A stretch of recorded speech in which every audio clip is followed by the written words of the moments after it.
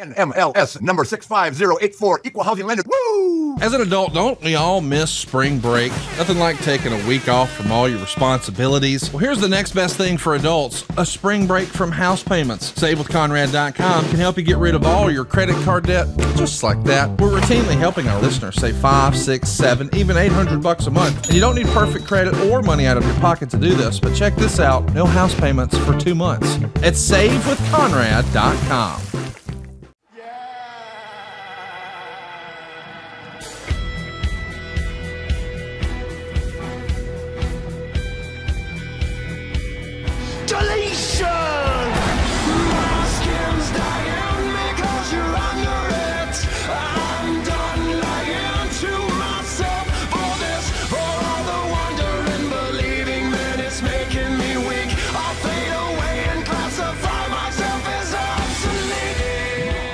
Words are about to be spoken here on the Extreme Life of Matt Hardy, presented to you exclusively by the Podcasting Network and adfreeshows.com. I, of course, am John Alba, joined as I am every single week by the broken one, the woken one, the spoken one himself, Mr. Matt Hardy. You're in my neck of the woods, buddy, the tri-state area. How are you? I am doing all right, man. I am planted out here right now by JFK Airport. I'm sure you've been through there a time or three. Just getting back to the hotel after a very, very, very orgasmic Dynamite. Yeah, all right. Let's just cut the crap. Let's get right to it, man. What the hell? Your best friend. He's a little pissed off at you right now because he was in the midst of a match with Hook. And it looked like Ethan Page wanted to use the FTW championship, but Matt Hardy, you stood up for what's right. You grabbed that championship, and then you walloped Ethan Page across the face. Wow. Well, let's get it straight, John. He was never my best friend. So once I tried to save Private Party, and I ended up getting involved in their business, he ended up having my contract also under control by the firm. And he made my life living hell. And it wasn't a huge deal to me because I was obviously going to be defiant. I was going to fight him every step of the way. But then once he started taking advantage of my kids, of Private Party, of Zay and Quinn, it was a whole different level. So then I kind of took a step back and I figured I had to do something different to find a way to get out of this. So I figured he was enough of a Matt Hardy fan. Mm-hmm. That I could trick him. A mark to be a bit of a Matt Hardy mark. Yeah. That I could fool him, that I could sway him into thinking we were best friends. I mean, I even got a bunch of those stupid shirts like he wears, I would wear them and we dress similar. I had some from back in the Hardy Boys days, and just Stokely on the other hand, those were the two toughest points. Stokely, I knew I couldn't ever win him over. So that's why I came up with this whole plan with Hook, he wanted to have me wrestle against Hook. Okay, sure. And then I told Isaiah, you can see at one point I said, dude, I promise I'll get us out of this. I got a plan. And it was the first time I was really nice to Ethan. And he was like, what? He said, you dead ass? And I said, yes, I am dead ass. I have a plan, my man. So with Stokely, he said that I was going to wrestle Hook. And I said, okay, I'll wrestle Hook. And I said, hey, how about we make it a no DQ? How about is a falls count anywhere? He can have a match with Stokely. If I lose, it can be a falls count anywhere. It can be a no DQ. And we're banned from ringside. All these steps. And everybody's playing along, thinking we were having great fun. And believe me, I was the first one to get that match official through Tony Khan. So I did that. So whenever I had that match with him, as soon as he get that red rum on me, I knew I was going to tap because I had to put Stokely in that match so we could get him off the table. We could get him off the board. And once I got him out of the equation, I had Ethan wrapped around my finger. It would not be a problem after that. And as you can see, if you look back through the last few weeks in the chain of events, it really all makes sense in the big scheme of things. So that's why you were body slamming Stokely Hathaway a few weeks ago. Of course, there was footage cut out of that. We were practicing the red rum with him, and Isaiah was being Isaiah. I mean, this is my own man, right? Where he said, look, he said, if he puts the red rum on you, he said, tickle him. Tickle him. That's how you can get out. I heard he's like mad ticklish. And then Ethan put it on him. And I said, dude, look, I felt it. I'll show you how to do it. And I actually choked Stokely out during that training session. And I remember I looked at Ethan after he was laying there unconscious, his limp carcass. And I said, dude, I think he's ready. And Ethan said, that's interesting. But Stokely had that cut from the video package, and I guess he was a little embarrassed. But A little too embarrassed. hopefully we can B-roll that at some point, because this has been a hell of an odyssey. Yeah, I'll tell you what. I'm not gonna beat around the bush here. I was completely full of shit when I said your kids call Ethan Tio. Yeah, and I was completely full of shit when I answered it like that. Yeah. I mean, if anything, they call him asshole. If they knew what that word meant, that's how they feel about him. I was gonna say, is Wolfie shouting? I mean, to be fair, they're around your wife all day long. They hear these words. It's not important. Right. It's not out of the realm of possibility. You are correct. No. But they just said, like, Dada, when are you going to get away from this guy? I said, guys, trust me, I've got a plan. I'm going to be working with my own man, and I've got a plan. So, yeah, all is going to be right. And just wait until next week on Dynamite when I reveal the special stipulations that I put in this contract. And it's one of those things, like Ethan Page, you have to always make sure to read what you're signing. What the hell was that, man? He didn't even take a read of that contract. I guess I did my job good, man. I'm a true worker. You know what I mean? I am a true worker. I make things work. Well, that's like so reminiscent of the Hardys. Like, you're the one doing all the business. Jeff is the one just like, yeah, whatever, man. Yeah, I'm the businessman. He's the rock star. That's how it's always kind of went down. So you convinced Ethan Page he was the rock star? I think so. I mean, he was a big mark for the juke. Obviously, just juking all the time, nonstop silly, living his best life out there. I mean, listen, for real, like talking about all this story, it is really remarkable where you guys started this all back in late October, early November. Actually, late September is when it first started. Okay, so it was September, even further back. Yep. To get from there to having this great segment on Dynamite this week, and I would assume in weeks to come we're going to get something pretty significant out of you guys. I mean, you guys like manifested that and put that out there. This was something that wasn't planned from the onslaught, and you got it here. I mean, yeah. Can you offer? I'm going to throw you up solo here to speak to the people. Can you offer some advice to any other wrestlers who might find themselves in situations like this where you're trying to make something from nothing? And how do you go about that process? I mean, the most important thing in pro wrestling, I feel, is that you have to realize that whatever you're given, it's your job as a pro to make the most out of it. You're going to be given stuff that isn't great. You might not be given any opportunity, but be pitching ideas. Come up with stuff in your mind that you can do. And if you are given an opportunity to do stuff, then be as creative as you can. Like, try and take it in a different direction, especially if you don't have like a creative force on top of you and you have a little bit of creative freedom yourself and you get to work on it a little bit. So I feel like the most important thing with this story with me and Ethan is that we understood where we wanted to go with it. And then pretty early on, we kind of like laid things out, and then once it was time for me to do my part and convince him that I'm his best friend and to convince him that him and we make a team for life, it was really easy to rock and roll. And then once I had his full trust, I was able to get this contract together, which was going to make sure myself and Isaiah were going to be okay. We're going to be able to get away from him and Stokely and the rest of the firm as we want to do. So it's gonna be really neat, and I think people are going to greatly enjoy it once they find out what the stipulations were. It's nowhere to go but up from here, guys. Interesting. It was this just like you and Mega just drawing something up, and Ethan just chose not to read it. Yeah, easy. Unbelievable. Just me and Mega drawing something up. Mega's a smart cookie, so I'm sure that this is like legally binding. There's no way Ethan Page. It's definitely.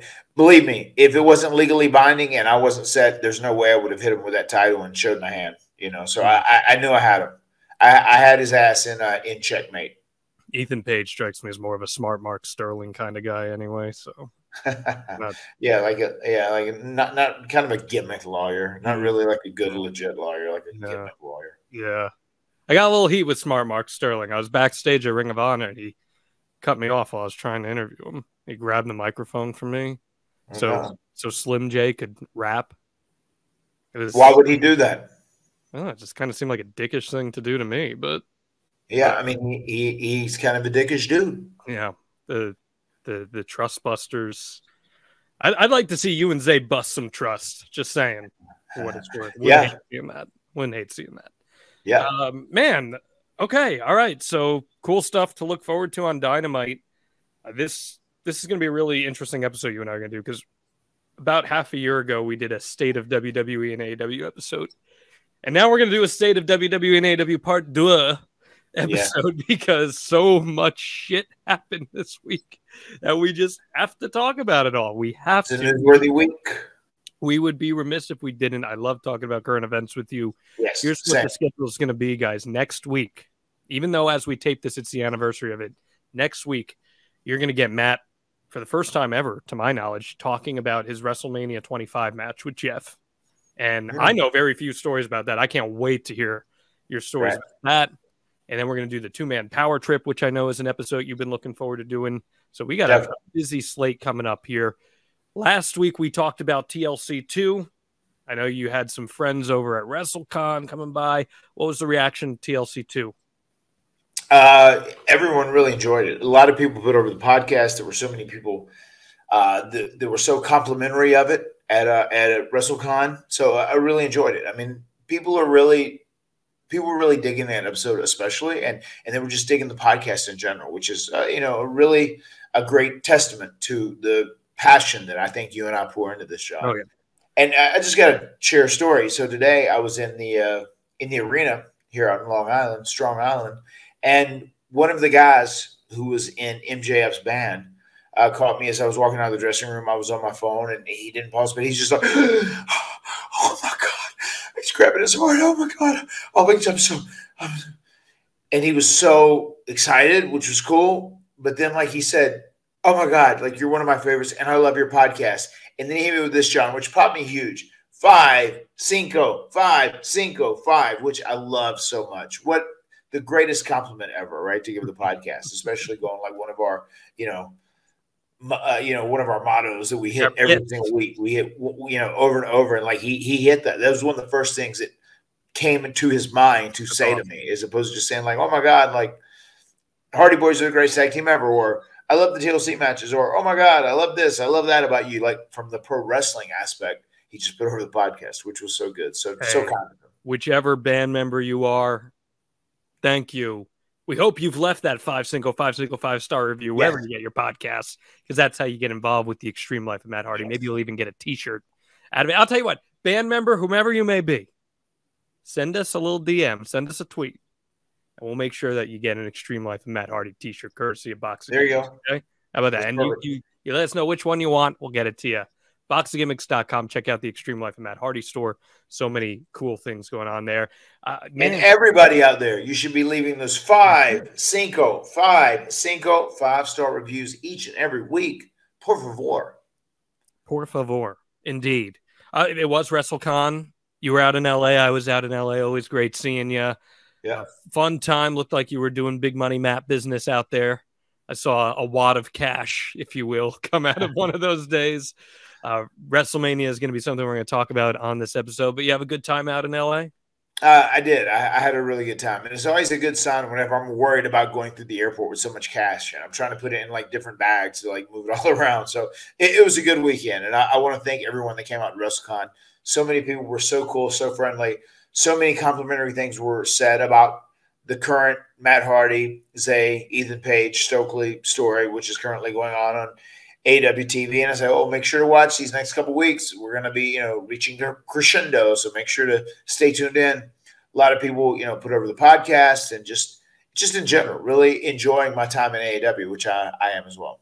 Very cool hearing, because I was with you for one of the days for a bit.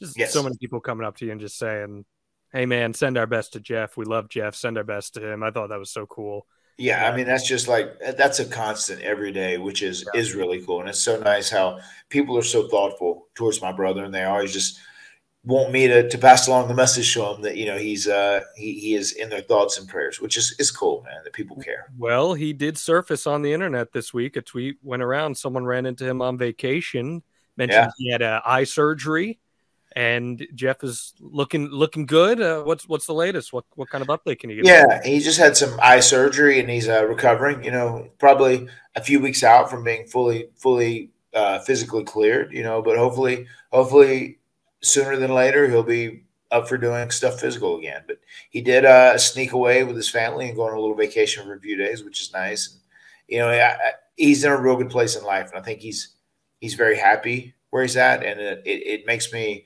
very proud of him, and it also fills me with joy that he's happy with where he's at in life. Love to hear it. Love to hear it. We didn't get a chance to talk about the AW All Access show yet. Any thoughts on the All Access show? And on top of All Access, we also got this big announcement, all in Wembley Stadium. Holy crap, man. 2 big things going on over there in AW land. Yes, we're coming to the UK. We are officially coming to the UK. It's going to be wild, man. What do you think of that? I mean, I heard a lot of people saying online, they're like, Wembley holds 90,000. There's no way AEW is going to fill that up or anything. And I'm saying to myself, listen, I don't know if AEW is going to do 90,000, but AEW is yet to be to the UK. European wrestling fans are so hot and they love the AEW product. First time going over there, I easily see AEW being able to put 50, 60,000 people at Wembley. I really do. What's your take on that? Yeah, I mean, I think that's very feasible. I think that's very realistic. I mean, there is a lot of demand for AEW over there, and I think if you come over there with some badass blockbuster event, I think it would do really, really well. Because wrestling fans in Europe and the UK, they're hot as it is anyway. And I think not only would you have fans just coming from the UK, you know, from Britain and Scotland and Ireland, you have people traveling from all over Europe to come there. Yeah, we're big in Germany. I get a lot of Germany has always had a lot of love for the Hardy Boys in general, so we've always had a huge German fan base. I remember that was one of the first things that they would tell us, like with our merch that we were selling back when we first started getting hot in 99, 2000. And I've seen there were a lot of German fans that came through at WrestleCon that were super excited to see AEW, and they go, "Oh, we hear these rumors that they're going over to the UK. We really want them to come to Germany. We really want them to come to Germany." And I was like, "Well, guys, if we end up coming to the UK, that's the first step in doing some more international business. So keep your fingers crossed." And who knows? You never know where Matt Hardy's going to be in life when those things roll around. Could be very exciting to see what you've got up your sleeves there. Man, AEW had a hell of an episode of Dynamite this week. FTR new tag team champions, the re-debut, I should say, of Switchblade Jay White, and he is officially all elite, as is Nigel McGuinness. What do you think of those 2 acquisitions, Jay White and Nigel McGuinness? But wait, John, didn't the internet say Jay White was going to WWE? It seemed like there was a lot of speculation there. Oh my! In the mud. Well, their competition's in the mud. I love to see it. It's a GIF or GIF. I haven't posted in a while, but it is one of my favorites. No, it was cool to have him join the team. I like his work a lot, and I enjoy him as a human being as well. So glad to have Jay White and have him be all elite. What do you think about Nigel? That was cool too. It was very cool seeing him today. I think he's so strongly associated with the ROH Ring of Honor brand. I think he's a great fit to be part of Ring of Honor, especially to really solidify it as a legitimate Ring of Honor company.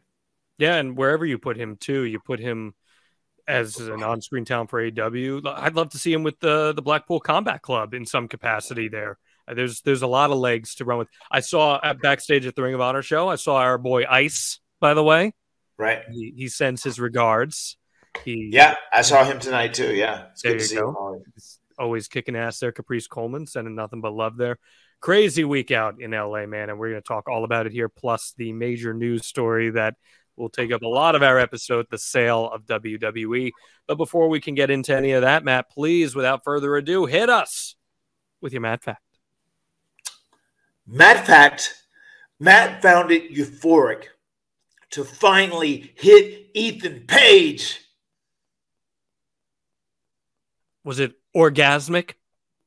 Yes.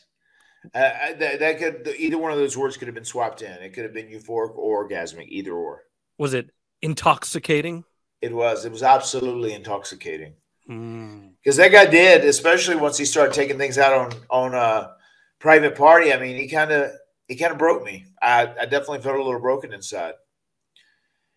Interesting. And I feel like something I may embrace going forward is that, like, a lot of people, talk about me being a wrestler of 31 years, doing this for over 3 decades, and how, like, my body is beat up, because I've done so many crazy matches. I've taken so many crazy bumps. I've fallen off so many ladders, and I've fallen through so many tables, been hit with so many chairs.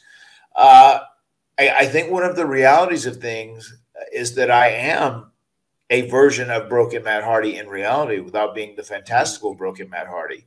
So there could be something there. There might be a merger of a broken Matt Hardy maybe coming to our TV screens in the future. Interesting. Well, it's fascinating to me that, like, I saw you this past week and you were walking around because you've been in a wheelchair since you were 28 years old.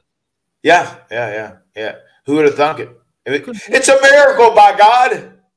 The man just stood up and walked. He's been touched by the hand of God. He just stood up and walked. It's a travesty.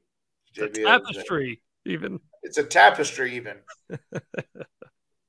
You got to see your boy Ron Simmons this week. It was good week at the office for Matt. I got to see Ron Simmons 2 weeks back to back. Yeah, man. Hell yeah. Okay, man. I mean, look, we'll talk more AEW stuff in a little bit, but, like, this is the craziest week in wrestling history.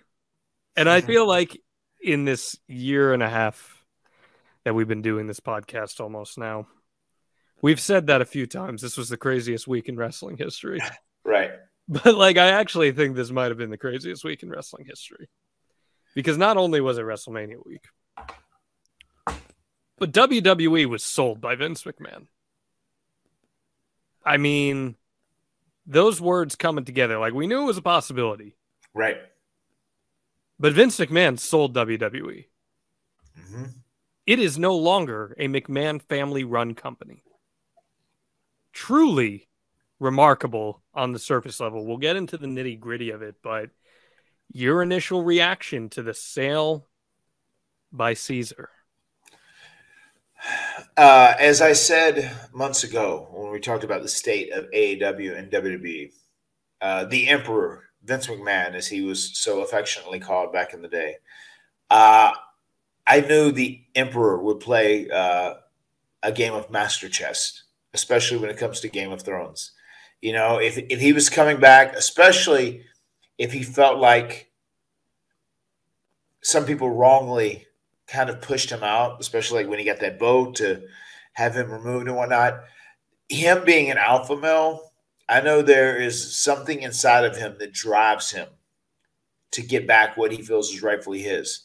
So I wasn't surprised. I went back and was listening to some of that podcast, and I said, I think if, with Vince returning, he might start slow. I said, but I think he's eventually going to dip his toe and then his foot and then his leg and dip a little more into his waist. And he's going to continue dipping his body until he's fully emerged, fully underwater in the WWE, or as he says, in the weeds, maybe in the one interview that he didn't know if he's going to be getting in the weeds. I mean, it really sounds like, from what I heard and the innuendo and some of the rumors and the speculation going around from Raw last Monday, that he was definitely in the weeds, that he had fully submerged his physical vessel in the creative process of being the boss at WWE. I mean, the fact that he sold, though, in the first place, this company that he started with essentially $1 million, and as we saw, the evaluation is $9.3 billion now as it merges with UFC under the Endeavor umbrella. Right. What was your initial reaction when you heard the news? I mean, even going back to, the last time we did this, which was back, it was actually the first week of the year. We did it back the first week of January. And that was the speculation, right, that they were selling, because we've been talking to, I listened to a little bit of that episode to kind of refresh my memory. Are they going to sell to this company, that company? They're going to sell to Saudi Arabia. There's all these, suitors on the table, so to say.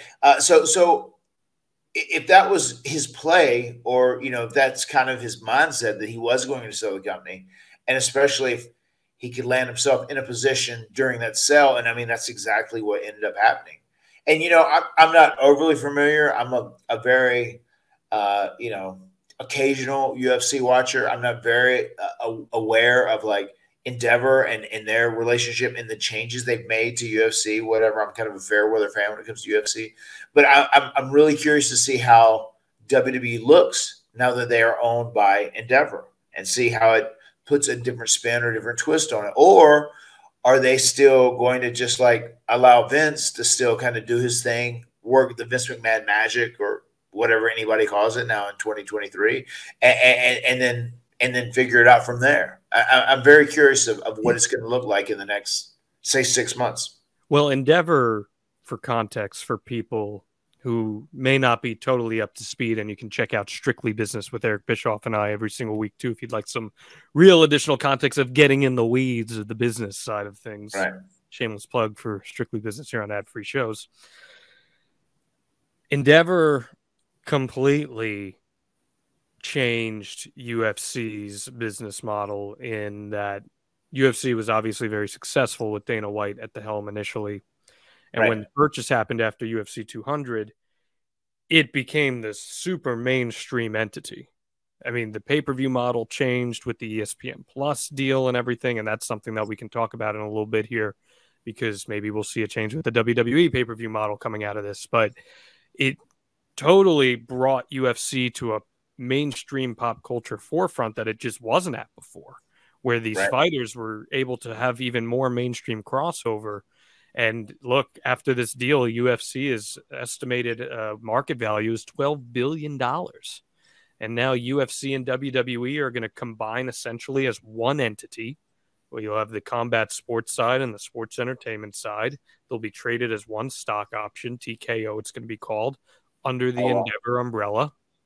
And Endeavor will own the 51% majority share, with the WWE shareholders having 49%. And Ari Emanuel, the owner of WME Endeavor, says that Vince will be left to run WWE's creative side as he sees fit, and he will not interfere with that. Lots to unpack there, Matt. I just wanted to break that down kind of logistically for you, but we know Paul Levesque's staying on here as the chief content officer for now. But as you said, Monday night, I'm just opining here, it was a completely different show from what we've seen the last 8 months. So tell me about it. I didn't see it. You know, I had 36 hours at home with my family, so I didn't catch that. You didn't watch wrestling while you were at home with your family? I know. Shame on me. You know what? I was watching The Mandalorian at 9 a.m. today, and Mercedes Varnado, Sasha Banks, shows up in it. And I just tweeted, Mercedes! And all these wrestling fans are tweeting at me. What is she? Is she back at WWE? Is she at AEW? Did Tony Khan sign her? I said, guys, I was watching Star Wars, and I just want for 5 seconds not to think about pro wrestling after going to 16 events this past week. It's all I want.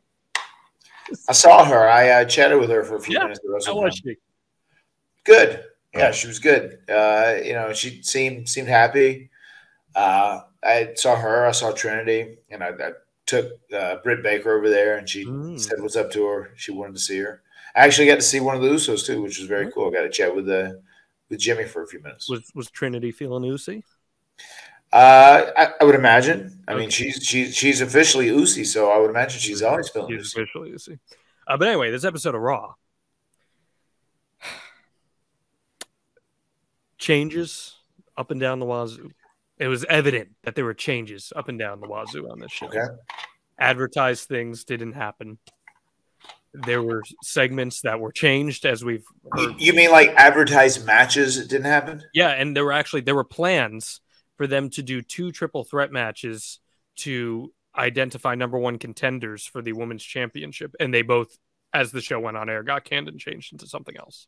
So were they advertised ahead of time? I believe they were advertised online, but on TV they weren't. So they were going to do that.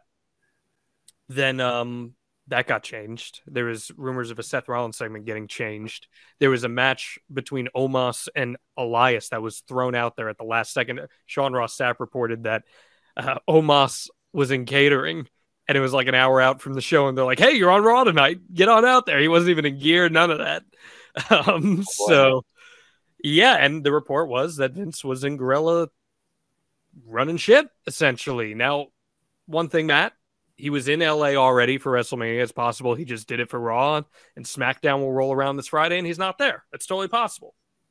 What's your gut say? My gut says if he's back in the, if he's back in the Iron Throne as the king, I think when it comes to Game of Thrones, I think he'll be there much more often than not. Yeah. That's just my guess. That's my guess. So when he said that he'll be loosely and creative and not in the weeds, as far as you're concerned, is that Matt fact or Matt fiction? I almost, my guess, knowing Vince and kind of knowing his personality and his alpha maleness, I would guess that he would probably rely on Triple H to kind of put together the show, create the content, take it in a certain direction. He would probably have input to him.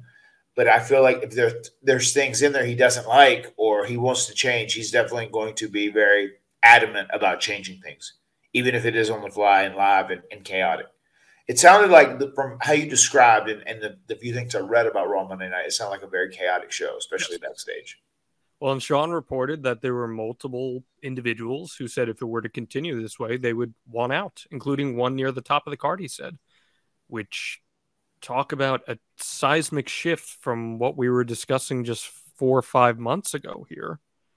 It's totally different. I mean, I don't know what vibe you've gotten from talking to people, but trying to put yourself in their shoes, how do performers feel when there's all those changes going on at the top, regardless of what the situation may be specifically? I mean, you've been in situations even in AEW where there's chaos at the top and stuff is all changing at the last minute. How do performers feel about that stuff? I mean, it can definitely be unsettling. The best thing that I can recommend to anyone is like, you can't really worry about stuff that you actually can't control. I'm sure there's some guys that were released before by Vince, and now him being back in the driver's seat, I'm sure they're very concerned about their spot if they're going to be released again, especially if they feel like it was a personal vendetta or whatever it may be. But if there is chaos, once again, I say this is pro wrestling, and take this advice from me. One of the best things I can tell you about pro wrestling is like make the most out of whatever you have to work with. Be creative and like give your all, give your best, as opposed to bitching or complaining, which is really easy to do. And a lot of times it's justified. But like if you're given an opportunity, go out and like make the most of it. It's going to be really fascinating to see, because when a sale typically happens for a company, one of the first things you see, and I'm just being a realist here, one of the first things you typically see are cuts. That's something that happens in a lot, regardless of whether it will be talent cuts, office cuts, whatever it may be. We haven't seen cuts in a while in WWE ever since Vince left, and we haven't seen really anything of that nature. We haven't seen any releases. We've only seen additions, actually. Yeah, there was a small NXT release cycle, and that was it. And that was just, I think they kind of had a surplus of talent. They were cycling in and cycling out, and that was all ultimately low contracts at the end of the day. But it would be fascinating to see how talent are impacted right out of the gates here with this UFC and WWE merger. Because UFC, Matt, historically is not great to talent in terms of pay scale. Whereas right now, and I'm sure you can attest, given your last run there, WWE superstars are being paid higher than they've ever been paid. Right. I mean, what is the level of comfort with performers right now in terms of what kind of money they're making there? When AEW came along and they started offering more money, I do know that WWE started upping their salaries, which is a huge positive for the business and very important. One of the positives of competition is that it thrives. It really helps the athletes thrive. It helps the fans thrive. I think because it makes each of the promotions, when I'm speaking about WWE and AEW, it makes them want to put on their best product possible, put their best foot forward. And not only does that mean from like a creative standpoint and from a match standpoint, but also from the talent standpoint. And I think that they get a little more driven to pay talent a little bit more if there's someone that they really, really want, especially if they know he has somewhere else to go. So I think that's a positive. And that still kind of lingers around. Like that's it. If you're one of these fans who love WWE or you love AEW, you should never, ever wish for the death of another promotion, because that greatly benefits your fandom, because whatever promotion that you love is going to end up being better, and hopefully they're going to be getting better guys just because competition makes everyone better. Yeah, I hope that talent are negatively affected in that, because there are some other elements here that come into play. Like the pay-per-view model could very well change. Currently UFC has its content on ESPN Plus. People pay for that, and then you're paying the premium pay-per-view price. Sometimes a UFC pay-per-view is up to like $70, if not more than that. And WWE has been obviously giving away these premium live events for $9.99 a month, if not even cheaper on Peacock. Right. I mean, what do you think something like that, if there were a change there, what kind of tangible effect do you think that might have on fans and goodwill? Yeah, I mean, it would definitely be interesting for sure. I mean, if a pay-per-view rate got jacked up that high, if it went to somewhere in the neighborhood of $70, especially in this economy we live in, like there's a lot of people that are really pushing to just get through on a regular basis. So I definitely think that would be a blow to their pay-per-view model, without a doubt. I mean, now it's such a good deal where if you have Peacock, you just watch and get the pay-per-view. I mean, I think that's a great motivating factor to want to have WWE on Peacock. Just, you're going to get all those pay-per-views for free. It seems like you're getting a deal. It seems like you're getting a discount. So, yeah, I don't know. And once again, I am not in the loop, like you said, about with Endeavor and UFC. And if this means cutbacks and those start happening, I would imagine that's going to be a very unsettling move as well from WWE people. And it definitely sounds like something that's not out of the realm of possibility. But it could definitely slow down business a little bit, especially if they try and jack their pay-per-views up that much. I mean, there's still going to be diehards that are able to do it. That are going to get some of those pay-per-views, without a doubt, but like not the same amount of people that were watching the premium live event feeds on the Peacock app. What did you think of Vince's first appearance in public in quite some time in that Ari Emanuel interview? He had a hell of a stash. He had a hell of a stash. Yeah, what do you think of the dyed hair? It feels like he would have fit right in with the Addams family and Gothic Baby there, man. Yeah, I saw when you posted that picture of Gomez, which was a pretty sly tweet. It's Vincent Price I posted the picture of. Yeah. Oh, yeah. When I went back and watched that interview, you recommended it, and I went back. I thought Vince carried himself very well in it, especially even the way – they were trying to kind of stir him up a little bit with some of the accusations, like, oh, well, do you think this really pushed you to sell more? This, like he kept a very cool, calm, collective head. He said, no, I didn't. I was going to do it.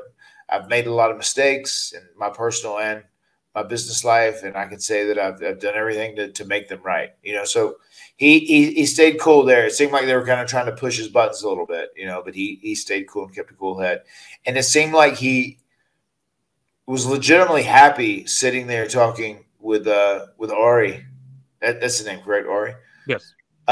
Sitting there talking with him and just still understanding that he was going to be behind the helm of the ship. I feel like he was happy about that.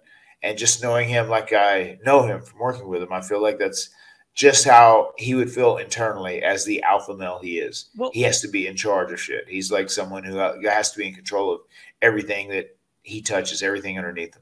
That's what I want to ask you, because you've known Vince for so long and you've known him very well. Do you really buy that this sale would have happened had this accusation stuff not pushed him out initially? No, not necessarily. I think if he has smooth sailing and we don't live in a period where the skeletons can kind of come out of your closet and haunt you, I would imagine for him it would probably just be business as usual. And as I've said ever since, as long as I've known the guy, I mean, he's going to work and run WWE till he dies. I have no doubt about that. He's not the kind of guy that like retires. He's not the kind of guy that like wants to like lay around the house and go play a round of golf and just like, just chill. He's just wired like that. He wants to be working. He's wired like that. But now with how this deal went down, in theory, he could be voted out. Well, especially now, I mean, he is given the ultimate power spot, which he still had before, which he was still able to retain because of his shares, right, of the company and whatnot. So yeah, it does put a totally interesting spin on it. So I guess more or less Vince is going to get his opportunity in the early genesis of this new merger with Endeavor. He is going to get his genesis of running things and producing and doing a good job for the company. And I guess it's going to be intriguing to see what they think of his results at the end of the day. Well, what I know at the end of the day, Matt Hardy, is that this man is 77 years old and he gets like 4 hours of sleep every single day. And yet he's still out there up every single day working out to AC/DC. And part of the reason he's able to do that is because he's probably taken his AG1s with Athletic Greens. Do you believe that, Matt Hardy? Absolutely, without a doubt. He's definitely got AG1s in his system.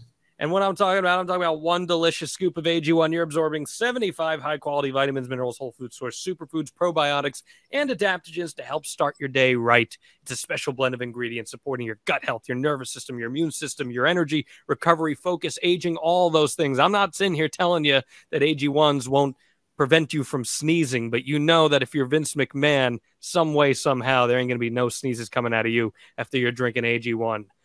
Because Matt Hardy, rumor and innuendo has it, he hates sneezing. Yes, he does. He is not a fan of sneezing. Vince does not like sneezing.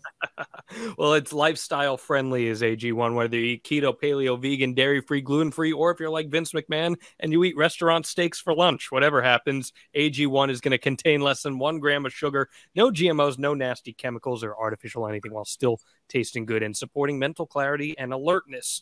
And the best part about it, it's going to cost you less than $3 a day. You're investing in your health. It's cheaper than your cold brew habits, cheaper than getting all those different supplements yourself. You're investing in an all-in-one nutritional insurance. Matt Hardy, I know you've been traveling like crazy lately. How has AG1 been helping you stay alert? I mean, it really does, especially with these long days. Even like this morning, we're doing this after Dynamite, and as we sit here now, we're already past midnight. I was up at 6:20 a.m. this morning, and I took those AG1s. I went downstairs. I got my cardio in. I got my workout in. I got my stretch on, trying to do everything that I can to not be broken Matt Hardy, even though in real life I am broken Matt Hardy. But AG1s greatly pushes me through that. And that's my process every single day that I'm on the road. Get up, first thing, take that. And I don't think I would be here and awake if I didn't have my AG1s this morning. Well, you should make like Matt Hardy, just 1 scoop in a cup of water every single day. And to make it easy, Athletic Greens is going to give you a free 1-year supply of immune-supporting vitamin D. And how many free travel packs, Matt Hardy, with your first purchase? Free travel packs? 5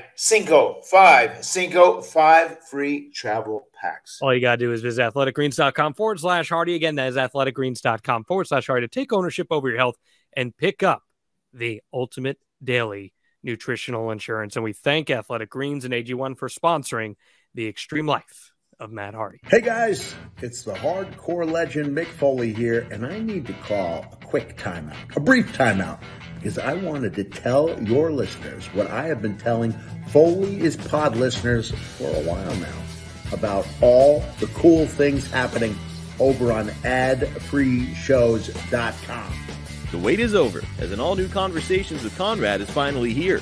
He created the soundtrack to so many of our childhood memories, with iconic themes like The Undertaker, Stone Cold Steve Austin, The Ultimate Warrior, and many more. The legendary Jim Johnston sits down with Conrad for a 2-hour career retrospective. Available now only on adfreeshows.com. Literally started, I was watching some tape of the guy, and I just started doing this to the kind of what I felt like was the tempo of him running. And then I recorded that. And then just over that, you're just doing.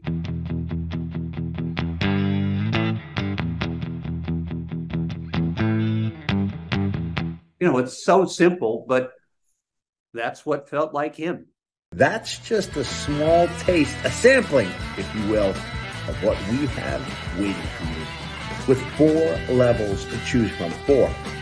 See for yourself why ad-free shows is the best value in wrestling today. Sign up now, right now, at adfreeshows.com. Yeah. Matt, I want to ask you, when you guys were back in the early 2000s, height of the McMahon-Helmsley era, did anyone ever think the succession plan was anything other than Stephanie and Shane taking over? No, I felt like the succession plan people saw that was going to happen was going to be Stephanie and Triple H taking over. Even before Triple H and Stephanie got married, they still felt that way? I mean, once they were together and they were an act on TV, and Vince was pushing the McMahon-Helmsley era on TV, and they were causing trouble, he was already leaning on them. And Trips Hunter was gaining power like crazy at that time too. He became a really, really powerful force in WWE, especially from a direction standpoint. And yes, I think most people say okay, well, whenever Vince does ride off into the sunset, it's going to be the Triple H and Stephanie show. And now to see how it's unfolded, where Stephanie's not even in the picture anymore. Right. It's got to be surreal for those guys like you and some of your peers to just kind of see how the lay of the land looks now. I mean, it's once again, it's a real life Billions. It's a real life Succession. In so many ways, it's a real life Game of Thrones. I mean, really, you have so many people that are just grasping for power, and who is ultimately going to get in that top power position. Well, I guess we got to talk about what went down at WrestleMania then, because this report broke as the doors were set to open for the second night of WrestleMania, which was crazy. How much of WrestleMania did you get to see? I saw a lot of the two nights. I had things that were going on. At one point, I was going through security at the airport, had a little downtime that I didn't get to catch, but I watched quite a bit. What was your reaction to WrestleMania as a whole before we get into the weeds of the creative? Because I can't wait to joust on creative with you here. Sure, yeah. I thought WrestleMania was a really solid event overall. I feel like if you're a WWE fan, whether you're a diehard or a casual fan, I feel like it was pretty fulfilling, those two nights of WrestleMania. What a set, huh? The environment looked amazing on TV. It looked larger than life, and just that stage and the entrance, the ramp was so massive. It was a hell of a set, no doubt. It's got to be cool with you guys going to the UK now at Wembley. You'll get a chance. I know it's been a while since you felt that. I feel like that show in Wembley will be the closest thing you get to that feeling. Right. Just to get that larger than life set. And it was 6 years ago this past week that you and Jeff walked down that iconic WrestleMania 33 set. Sure was, yeah. You live in that and going through your head, I can only imagine. Okay. Solid show. I thought night one was a lot better than night two as a whole. Let's talk about it, man. First off, night one, you got the tag team main event. They went with it as the main event. Sami Zayn and Kevin Owens defeating the Usos, getting the moment. Emotional tag match. I thought this match, Matt Hardy, was one of the best tag team matches in WWE history. And it reminded me almost of, I don't know if you've ever seen this match, the Strong Style Evolved match between the Young Bucks and the Golden Lovers, Coda and Kenny, in California. It was like 2018, I think, right before AEW got announced. The emotions, the physicality, and the storytelling in this match were off the charts. What was you, Matt Hardy, tag team specialist, what was your assessment of this main event? I mean, their story had been so amazing leading into it. So I knew the story was good. People were really into all of the characters' journeys. There's been a lot of twists and turns. And then you have four guys that can produce when it comes to in-ring entertainment, in-ring athleticism. So I expected the match to be really good, and I had high hopes, but I really enjoyed the story they told and just the emotional investment into it from all the fans. I mean, it just makes any kind of match that is a good quality match, it makes it 10 times better. What do you think it does for tag team wrestling that a tag team championship main event at a night of WrestleMania for the first time ever? That was great, and I love to see it. I wish they would do it more. You know, there were a few times where we did 3-way matches. I know there was at least once. Actually, it may have been a 4-way with the APA, where it was myself, Jeff, Edge and Christian, the Dudleys, and then APA, and we main evented MSG in just one of the big house shows, which was so cool. I think tag team wrestling is a very special, entertaining field in pro wrestling, and I think it is very important for it to be highlighted as a main event every now and then. Especially in AEW, it's something that they like to do. They like to highlight tag team wrestling as the main event, and each division you have in pro wrestling, it ultimately becomes as important as you make it out to be to your fans. So for them to put this tag team title match, which already had so many people emotionally invested in it, for them to put this on last and this big title change and really like give Sammy and Kevin Owens a great payoff to their program with the Bloodline, I thought it was great. I thought it was very, very well done. I also thought Rhea and Charlotte Flair killed it too. They had a great physical ass match. They beat the hell out of each other. I love to see it, man. Yeah, night one had a few real good matches. I thought Logan Paul and Seth Rollins had a great match. Yes. Rhea and Charlotte, as you alluded to, really tore the house down and just crushed it. The main event was just so spectacular. I mean, it really was one of those matches where everything you love about pro wrestling was part of that match. The callbacks, where, again, you pay attention, you get rewarded. The selling from Sami Zayn could teach a masterclass in selling. And that's how you get, especially in a tag match, right? Like, that's how you get people invested in your story, because someone has to be out there selling. Jeff is so good at selling, and that's what helps you gear up for that hot tag. Someone has to be in jeopardy. Someone has to be in jeopardy. Yeah, Sammy is just masterful in that environment. John Cena getting the Make-A-Wish Kids entrance. What a special moment that was, too. Yeah. And main event, truthfully, was the main event after the main event. In the press conference, where there were a couple Matt Hardy podcast references. I don't know if you heard that. I did. Sami Zayn and Kevin Owens weren't exactly familiar with the walls of Alexandria, but they were familiar with Let It Play Out. I know that popped you big. Yeah, they both did. Extremely big. Even I popped when you said, when you talk about, being outside of Alexandria, and I was like, I think you have to put some context on it, John. Well, it's so funny. It's so funny because ever since you brought that into my life, I have heard other people use that in as like a euphemism. Yeah, to the referencing the confines of comfort. Yeah, and I had never. I'm sure I had heard it before, but I never put two and two together until you introduced it to me.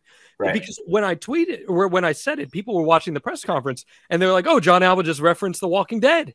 Yeah. So I was like, okay, but people know what I'm talking about here. But I guess in their case they didn't. But I tried to add the context of, hey, stepping outside of comfort. Yeah. That just naturally came out of my head too. You've poisoned my brain. You threw it in as a perfect analogy. I just think they lack context. You've poisoned my brain is what's happened here. But stick around. I'll continue to. I'm broken. But yeah, man, I thought they gave such a great answer to that too, in talking about the care that when Sami Zayn said this is to what the Sopranos were to TV, this is to WWE. I thought that was a really cool response from Sammy on that. And just feeling the end of night one, Matt, I was like, this is the perfect tee up for night two. For the first time ever, we're going to have like cohesion between the WrestleMania main events. Until night two happened.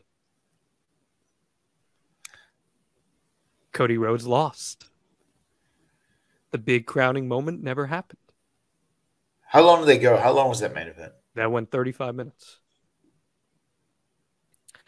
It was, I'll step on my soapbox here. Yep. It was, in my opinion, one of the best WrestleMania main events ever. Like, I thought if that match finished a certain way, I think we're talking about it in like the top 3 WrestleMania main events of all time. Mm-hmm. Instead, Roman Reigns continues his reign. What did you make of the creative, Matt Hardy, to not make Cody the guy here? I will 100% tell you. I think they had lightning in a bottle, and they could have made a really magic moment there if Cody would have won and, came back to finish the story and actually finished it there and ran as the champ for a while. Roman could have time off. He could act or do whatever. I don't know what his plans are. I'm acting like I do, but I don't. And I think it would have been a big win. I think if Cody would have won the title, it would have been a big win. But with that same thing being said, looking at it from another perspective, if they actually have something, if they have this great idea for Cody that is mapped out for the next few months or whatever, and maybe it was some sort of representation of Cody first had to fail like his dad to actually overcome bigger obstacles. That's something that I might could get with. I dug the deal with Brock Lesnar turning on him the next night because I feel like if you are going to get back to Roman, that just can't be your only thing. Like, I've got to wrestle Roman again or whatever. Yeah, I feel like you need something else to overcome. So to stick a Brock Lesnar in there and be able to overcome a Brock Lesnar and beat a Brock Lesnar to get back on the path of facing Roman Reigns to finish the story, I could possibly get behind that. But I don't think you can go too long with it. Like, I don't think you can go a year. I think this is something that they could probably, at a maximum, go through SummerSlam before fans start to lose hope and faith in Cody Rhodes. I think you might could build him up, have him beat a Brock Lesnar, maybe somebody else, and get back to Roman, and then you could do the win where Cody becomes the undisputed champion. But I think the window is smaller than I think a lot of people think. I think this can't go for a long time. I think if they would have done it in this moment, it would have been huge, and Cody would have been a made guy. He would have been off and running, and it would have been excellent. They didn't. They might have something great behind them. They might not have anything. But I do like the thing about Brock and him overcoming him if he's got to get back to Roman. The one tie-in that I like, which I just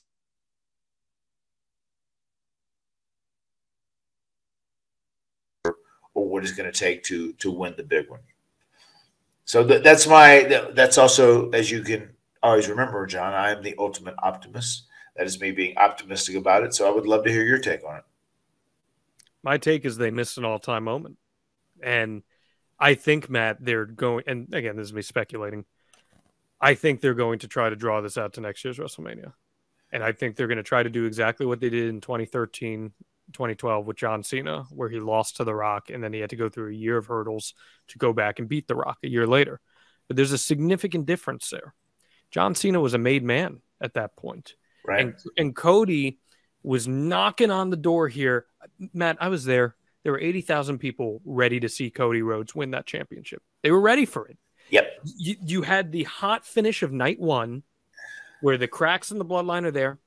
In this main event, Sami Zayn and Kevin Owens get their comeuppance on Roman Reigns. It's this great moment, and now it's leading to Cody, and it doesn't happen. And look, they might be able to tell a great story over a year of Cody trying to overcome hurdles, and I understand that.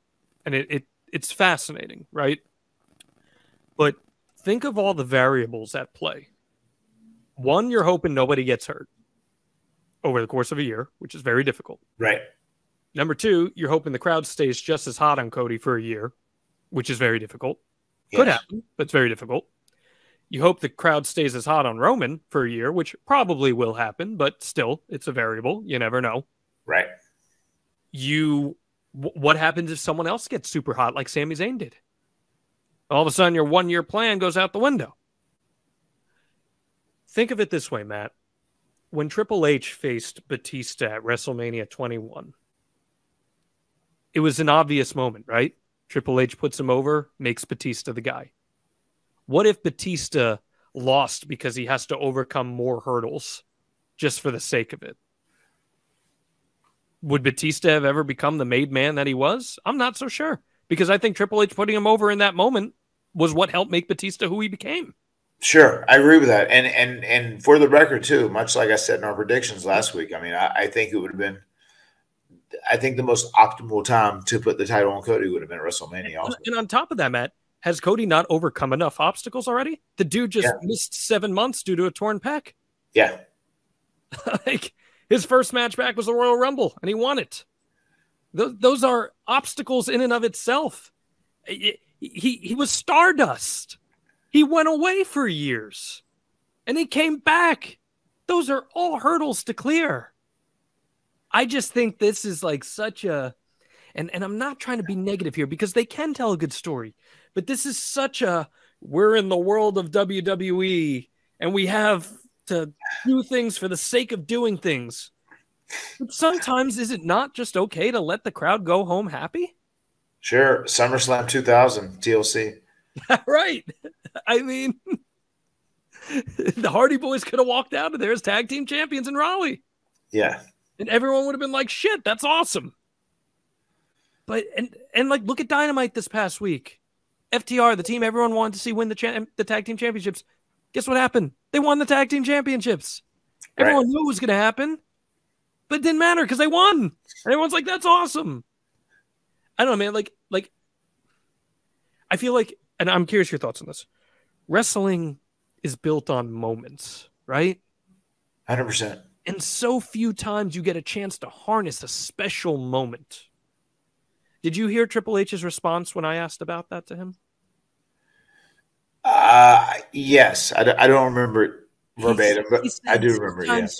He says it's feel when you're booking. Yeah. And you either feel it or you don't feel it. And sometimes you go back and forth on it.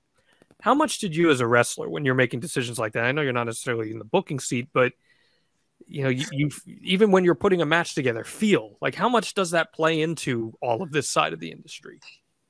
I mean, it does. There's times where you have to feel what the audience wants and kind of cater to them. I mean, especially the live audience. I think that's one of the things that has gotten so lost over the years are way too many people listen to stuff they read on the internet, which isn't always accurate because people have different motives for posting things about wrestling. If they have someone they personally dislike or whatever, you still have to like put so much stock into the people in a live venue and listen to them because that is the biggest barometer of what's actually over. When you have guys come out and the crowd's cheering for them, they're with them the whole match, they're into the match. I mean, that is the biggest barometer that people are over or not. It's not what someone says on the internet because they don't necessarily like a guy or he doesn't wrestle the style they like or he's like, man, he's too broken for them. You know, that's not the barometer. The barometer is what is in the live arena and how the fans react to you. So yes, I do feel like there are times it is very important. Like if you're a babyface and you're getting the shit beat out of you and you start fighting back and the crowd starts coming, you need to come back until that chant crescendos and then they stop you. Right. But you don't have them stop you early because at the end of the day, we are still, you know, athletes that are live, active stuntmen that also are guys that do drama. I mean, we listen to the crowd and that is actually their reactions are what dictates a lot of what we do in the live arena, the live venue. And it's very important to listen to those things and also gauge things. Sometimes you need to take, you know, 5 or 10 more seconds and it really just makes the match so much better. And pro wrestling at the end of the day, so many people get wrapped up on this 5-star match, having a 5-er, this great work rate, whatever. At the end of the day, you look back at the guys who made the most money, legitimately made the most money. And it's usually guys who were focused on creating moments and also had these great characters and these journeys that the audience were invested in. And that's why I thought Cody's journey, it sold itself. It's such an easy story to understand that we don't need to pro wrestling-ify this story. It sells itself. We don't have to go into kayfabe because the reality behind it is a great story, right? Yes. No, I agree. I totally agree with that stance. It didn't need to be. Matt, I was so confident that Cody Rhodes is winning. I pre-wrote my entire article. I had 2,000 words written about Cody Rhodes winning this championship. I just had to plug in some quotes, and I was ready to go. And then that 3 count happened, and my jaw dropped, and I couldn't believe it, what I had just seen. And I said, I'm going to be up until 6 a.m. writing a new article about Roman Reigns beating him. Oh, boy. Shame on me, I guess. Shame on me at the end of the day. I tell even when you posted, I was like, "Oh, John, I know you're gonna have some people come for you." I might have just left that one in the drafts. Oh no. Well, I mean, it was funny. I wasn't complaining. It was funny. Like I was genuinely laughing at it. What a lot of people don't understand, Matt, is that is commonplace in sports writing. Like, of course, any piece of sports writing you've ever read has been pre-written for the most part. Like, but also we're dealing with FIs on the toxic social media spaces too. I know we are. I know. You know? I mean, and that's the thing. People were like, "Oh, he's complaining, he's bitchy." I wasn't complaining. I genuinely was like, "Oh, well, fuck me, I guess." Right? Like that was my reaction. I turned to Connor Casey from Comic Book. I was like, "Fuck me, I guess." Huh? You know, it was just. I was laughing about it. It was truthfully funny. Tremendous. Yeah. Do you think that this was any of Vince's influence on like having to teach a lesson to the guy that started the company that waged war on him? Because you remember Sting waltzes into WWE to have his WrestleMania match against Triple H, and everyone's like, man, this is so great. Sting's going to get his WrestleMania moment. He's going to beat Triple H and he's going to ride off into the sunset. And then he lost because of WCW. Like, could you see a world where maybe Vince had some influence here and was like, "Nah, Cody, you got to pay your dues, pal"? Yeah, I could. I was also a guy who got fired because it was out of convenient. I was the easiest one to get rid of because I've been off TV. But when I forced their hand and they had to hire me back, Vince's like, "Okay, well, I'm going to show him." Right. You know, and I could see this. So Cody, he ends up leaving. He goes out. He creates a company. He creates success. He gets himself over. He's a big deal, and he's all behind him. But, like, you know, Vince comes in at the end of the day, like, hold up. Before you are going to run this ship, I'm going to show you. I'll make you earn it. I mean, that's a possibility. I don't know if that is the actual, factual, true deal, because I feel like Vince – I mean, who am I kidding, though?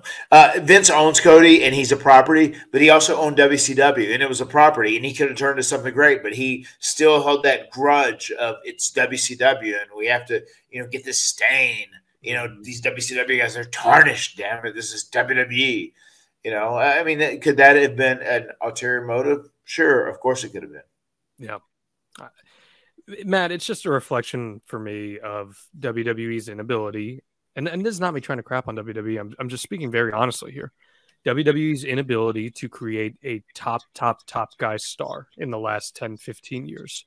Roman Reigns finally became that guy. And Roman Reigns is a huge star. No doubt about it. He's a huge star. He's also a heel. He's not a big top guy babyface right now. He's a heel. And it's a little easier to create that top guy heel than create that top guy babyface. And Cody Rhodes, the opportunity was there to make him this mega star. I use the term John Cena level. I mean, maybe he's not quite John Cena level, but he would have been a huge freaking deal. He's the guy you throw out there at press events. You throw him out there at press conferences. He could have been that guy, and I just think they missed the opportunity, and I don't know if they can get it back. Yeah, Cody's a great ambassador. I mean, just from my time spent with him at AEW and some of the things he did there, he's a great ambassador for a company, no doubt. 100%. You got your media rights negotiation coming up. I mean, how important do you think this 1,000-day number for Roman Reigns is? I heard more of that throughout the weekend. I think it was a pretty significant factor. In someone's opinion, it was a pretty significant factor that he was going to achieve, you know, the 4 digits on his reign and get to 1,000. Do fans care about that stuff? Some people do. I mean, if you keep count of it, I guess you do. I don't personally. I'm more focused on the moments. You know, I'm half-assed in an athlete category, and I feel like I'm fully in the entertainment category nowadays. You know, but things like that doesn't really make a big deal to me at all. I mean, I see the significance because people have gotten so behind him. You know, but just whether it was 945, 950, whatever it was, or 1,000, it was still going to be a monumental moment that would have made Cody a made man. I just don't think they're going to get the moment back. I don't. And also, it wouldn't have taken anything away from Roman Reigns. Not in the slightest. Not in the slightest. And guess what? Roman Reigns could have gotten the title back in a month for all I care. You know, it's just like you have the moment. And remember when they passed on Sammy? They passed on giving Sammy that moment. Yours and mine's justification was, well, you know what? It's okay because Cody's the guy. Right. And then he didn't become the guy. So they passed on 2 top babyface making moments in favor of extending this. I just don't know how often do you stumble across opportunities to have made men like that? Right. Yeah, I don't know. I mean, I'm going to say I hope they have a plan. Do they? I don't know. We just got to let it play out, right? Yeah, I guess we do have to let it play out. Let it play out. I mean, look, I'm excited. I'm excited for Cody because I do think Cody will win that championship one day. It just, it was a bummer. I walked out of that stadium and I saw so many disappointed fans. And like, is that how they should be leaving WrestleMania? I don't know. You want them leaving ecstatic. Especially juxtaposing it to the night before. Yeah. Yes. Agreed. Where they were, I mean, it was one of the most emotional moments I've ever seen at a wrestling event watching Kevin Owens and Sami Zayn win. It was amazing. Right. I don't know, man. Just a believer that you should leave happy. Like, that's your premium event of the year. That's your staple. The sale is happening on the next day. Like, you should want to be talking about people being left home happy. And this Bloodline story was just executed to such precision. And now it almost feels like you're extending it for the sake of extending it. I don't disagree with anything you're saying. And I feel like, once again, that's the Super Bowl of wrestling. That's the World Series of wrestling. And the cool thing about pro wrestling is that we have a hand in making sure people get the desired result. And I think this is just an opportunity where them not getting that desired result wasn't necessarily a positive. I think there was a lot of positive things that would have came out of Cody winning, and I don't think a lot of negatives for Roman and the Bloodline. I think in some ways there could be positive because it takes their story in a different direction. Oh my God, is the Bloodline breaking down? But I don't know. I'm going to keep my fingers crossed that they have a master plan laid out. They may not. Who knows? But yeah, I think it could have been lightning in a bottle if Cody would have won that match. Well, it's just like, and all the comeuppance happened, right? Like, Sammy got the comeuppance, Kevin got the comeuppance. It was there for the taking. Yes. For the super villain to fall. Like, you're waiting for that. And then it doesn't. And I saw someone tweet, it was actually from Waves and Curls, Trayvon tweeted at me. He was like, well, you need to get the Infinity War before you can get to the end game. But I feel like we've had like 9 Infinity Wars already. I feel like the Infinity War was, Seth and Cody with 3 matches. Then he tears his pec and he's like gone away for a long time. Right. And then, like, how many times has Roman cheated to win? It's happened dozens of times. So I don't know, man. And once again, I'll just to reiterate to everyone, just to make sure this point doesn't get missed. Like, Roman is awesome. He's on another level. He's amazing at what he's doing. And it's very important to have a great heel champ. I'm so happy they finally turned him heel. Like, I thought he should have been turned heel a long time ago. And ultimately, whenever he becomes a babyface, he's going to be the biggest thing ever, But Roman did great. He's killing it. But there's also times where you have to make other guys to go around, so you don't just like really depend on Roman being, the be all end all. Right. Well, it would be nice to make another guy. Who has been made? As much as I love this Bloodline stuff, who has been made by it? Sami Zayn got over on his own, and they fed into it. They got on the fly and they changed things, and he got over as a result. This was your chance to make Cody, and you just didn't do it. And it is what Roman Reigns says. We're in the 3rd inning of this story. Well, that means maybe WWE needs a pitch clock after all, because I'm all about long stories, but we're 3 years into this thing. We're 3 years in. I don't know, man. So last year Roman beat Brock, right? Roman beat Brock at WrestleMania. What about the year before that? The year before that, he beat Bryan Danielson and Edge. That's right. That's right. Oh yeah, that's where he stacked them up, right? He stacked them up and pinned both of them emphatically. Why does that pop you? Why does that pop you? Christian, he would say that line to me, and we would internally pop. That he stacked them up. Yeah.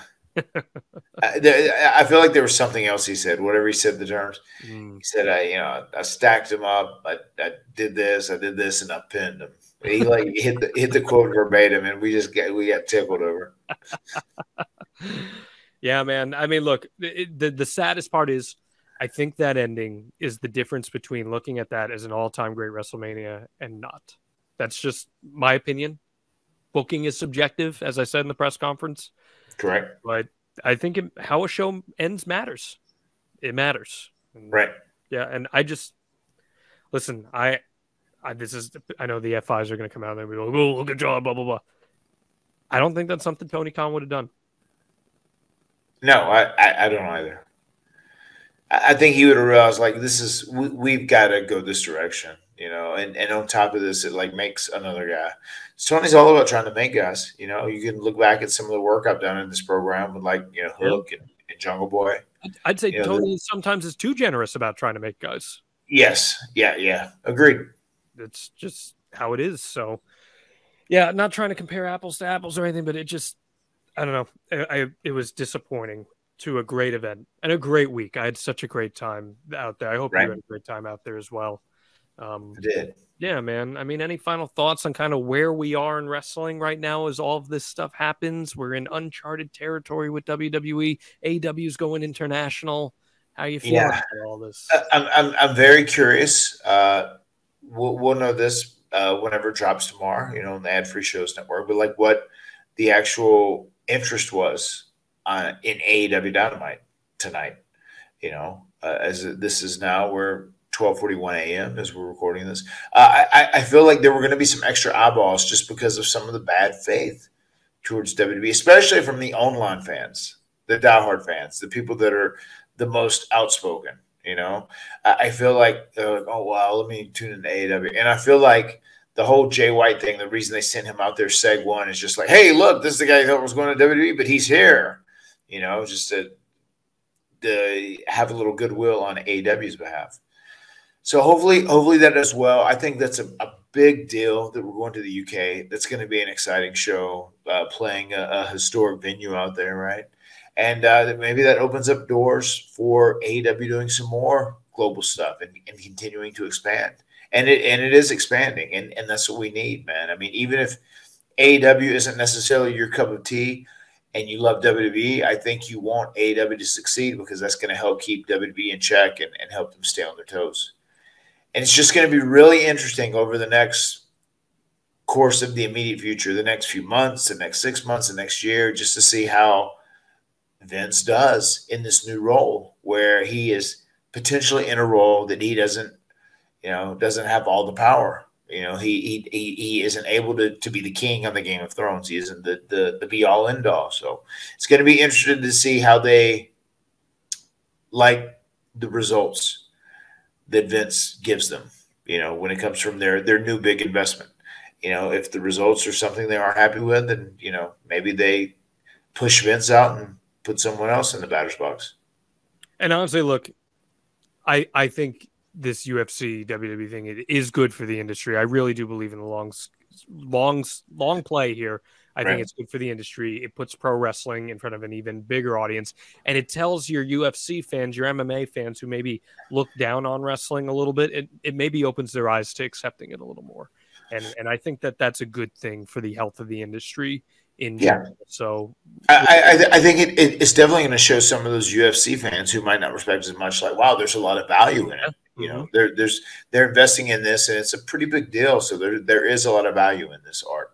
As you would say, there's a lot of equity in it. Yes. And there is a lot of equity in partnering up with the Extreme Life of Matt Hardy. You head over to advertisewithhardy.com. You're going to get your business, your entity out in front of thousands of fans every single week. Make sure you're following us on social media, Matt Hardy Pod there, and on Facebook as well. You can look up the Extreme Life of Matt Hardy. Matt, next week we are talking WrestleMania 25, you and Jeff, Extreme Rules match. What are fans going to get a chance to look forward to with that one?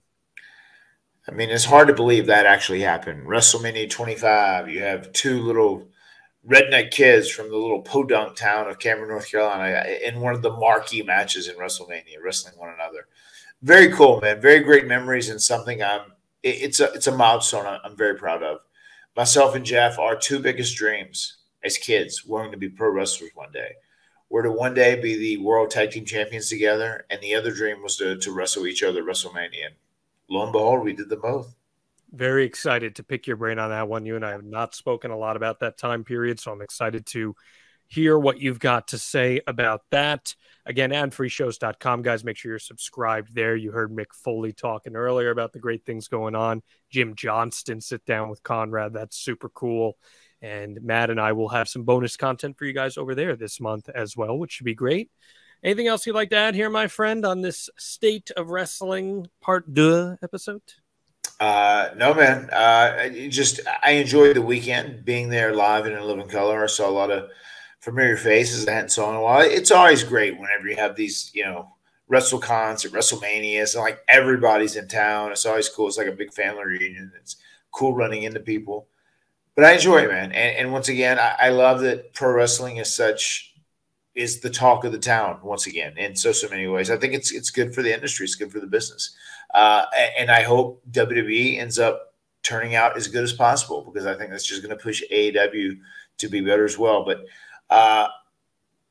there's going to be no lack of excitement in wrestling drama, I feel, for the next few months. So it's going to be very fun to follow and watch.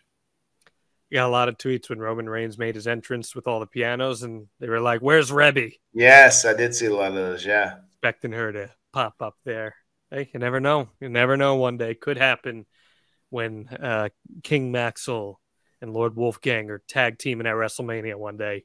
Maybe they'll get a broken entrance of their own. Could happen. Yeah. Could happen, my friend.